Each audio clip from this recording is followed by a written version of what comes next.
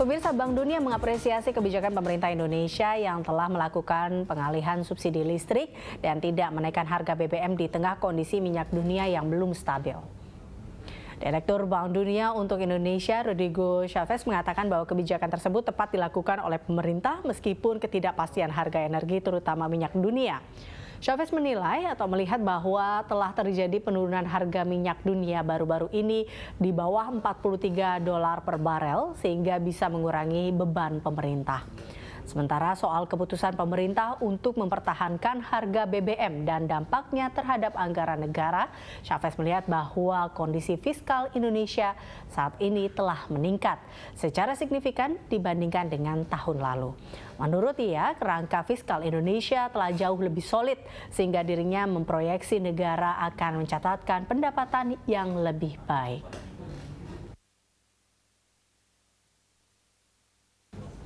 Ya, kita kembali ke Mas Abra ini. Kalau kita lihat memang ada sambutan positif lah ya dari Bank Dunia. Tapi kalau kita lihat dari mana juga nanti kita bisa mendapatkan penerimaan ini sehingga paling tidak jangan melebarlah defisit ini. Apakah memang perlu kita akhirnya bekerja sama dengan beberapa sektor lainnya seperti mungkin akhirnya kita harus bekerja sama dengan investor swasta seperti itu?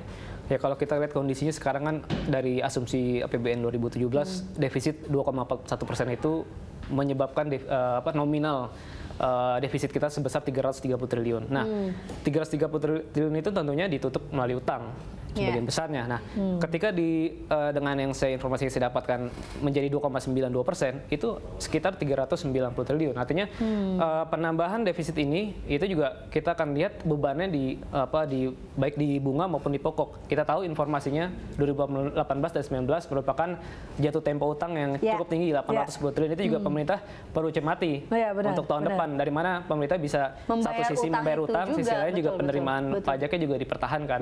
Nah, kemudian tadi kalau melihat dan keterbatasan penerimaan negara kita, nah bagaimana kita menangkap potensi-potensi lainnya.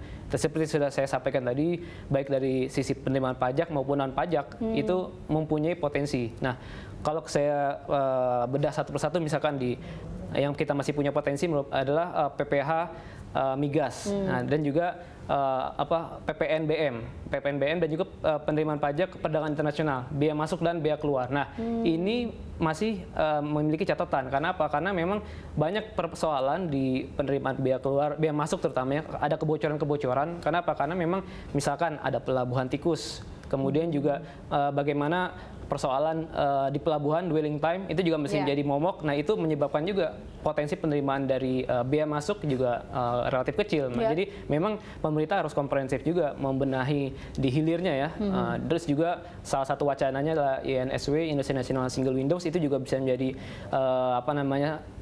pemantik juga untuk meningkatkan penerimaan kita dari biaya masuk seperti itu. Nah, kalau kita memanfaatkan beberapa investor-investor yang bisa bergabung paling tidak di menambah jumlah pendapatan ini. Ini ada juga beberapa investor, kalau kita lihat beberapa sebelumnya pemerintah mengeluarkan wacana-wacana yang berharap bahwa investor akan menarik ataupun berdekatan dengan pemerintah. Tapi nyatanya banyak investor ini pun menarik diri sehingga akhirnya pun kecewa dengan beberapa wacana yang dilakukan oleh pemerintah. Nah, Anda melihat bahwa bisakah kita memanfaatkan investor ini untuk meningkatkan pendapatan negara ini?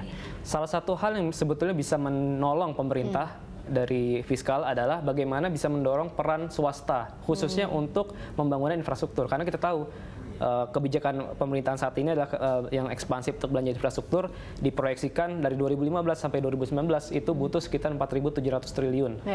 Pemerintah menargetkan peran swasta sekitar 42%, pemerintah 30%, dan BUMN 25%. Nah, ketika beban pemerintah 33%, sekitar 1.400 triliun. Ini masih cukup besar. Nah, ketika pemerintah bisa mengalihkan beban yang akan dianggarkan oleh APBN ini ke swasta atau BUMN, itu akan menolong juga dari sisi APBN kita. Jadi, nah, masalahnya bagaimana pemerintah meyakinkan pihak swasta untuk mereka mau terlibat di dalam proyek-proyek pembangunan infrastruktur seperti itu. Itu berarti menjadi salah satu PR lagi dari pemerintah terkait dengan hal ini.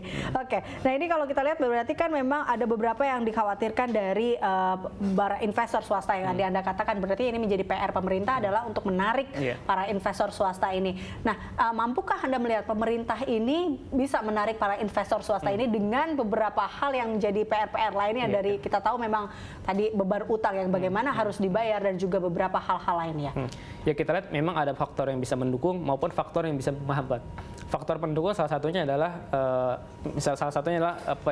peringkat investasi dari S&P yang kita tengok baru beberapa bulan lalu, itu juga menjadi sentimen positif untuk kita, bagaimana investor bisa lebih yakin lagi terhadap pemerintah Indonesia, khususnya bagaimana pemerintah ketika membutuhkan pembiayaan untuk infrastruktur melalui penerbitan obligasi, itu juga diyakini swasta atau investor asing juga akan lebih tertarik lagi, dan itu juga di sisi lain juga menurunkan cost of fund juga, biaya bunganya juga. Tapi di sisi lain ada faktor penghambat itu. Dari mana? Dari kredibilitas fiskal ini sendiri. Ketika pemerintah di tahun lalu sudah cukup yakin ya dengan APBN 2017 ini karena dianggap lebih realistis, tetapi pada kenyataannya di tengah tahun ini mungkin nanti akan ada perubahan, revisi dan defisitnya yang makin melebar, itu juga menjadi sentimen negatif.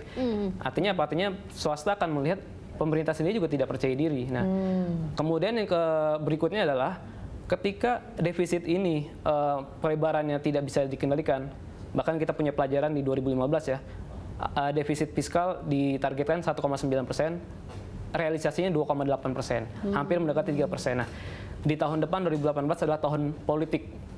Itu juga harus menjadi catatan pemerintah.